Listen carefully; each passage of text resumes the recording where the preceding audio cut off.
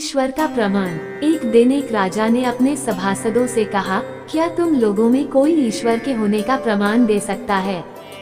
सभासद सोचने लगे। अंत में एक मंत्री ने कहा, महाराज, मैं कल इस प्रश्न का उत्तर लाने का प्रयास करूंगा। सभा समाप्त होने के बाद उत्तर की तलाश में वह मंत्री अपने गुरु के पास जा रहा था। रास्ते में उसे गुरुकुल का एक विद्यार्थी मिला। मंत्री को चिंतित देख उसने पूछा, सब कुशल मंगल तो है? इतनी तेजी से कहाँ चले जा रहे हैं? मंत्री ने कहा, गुरुजी से ईश्वर की उपस्थिति का प्रमाण पूछने जा रहा हूँ। विद्यार्थी ने कहा, इसके लिए गुरुजी को कष्ट देने की क्या आवश्यकता है? इसका जवाब तो मैं ही दे दूंगा। अगले दिन मंत्री उस विद्यार्थी को लेकर राजसभा में उपस्थित हुआ और बोला, महाराज, विद्यार्थी आपके प्रश्न का उत्तर देगा। विद्यार्थी ने पीने के लिए एक कटोरा दूध मांगा। दूध मिलने पर वह उसमें उंगली डालकर खड़ा हो गया। थोड़ी थोड़ी देर में वह उंगली निकालकर कुछ देखता, फिर उसे कटोरे में उंगली डालकर खड़ा हो जाता। जब काफी देर हो गई तो राजा नाराज होकर बोला, दूध पीते क्यों नहीं?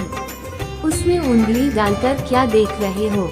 विद्यार्थी ने कहा, सुना है दूध में मक्खन होता है, वही खोज रहा हूँ। राजा ने कहा, क्या इतना भी नहीं जानते कि दूध उबालकर उसे बिलोने से मक्खन मिलता है?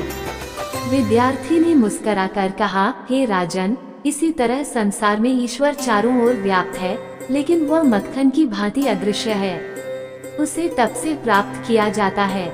राजा ने संतुष्ट होकर पूछा, अच्छा बताओ कि ईश्वर करता क्या है? विद्यार्थी ने प्रश्न किया, गुरु बनकर पूछ रहे हैं या शिष्य बनकर? राजा ने कहा, शिष्य बनकर। विद्यार्थी बोला, ये कौन सा आचरण है?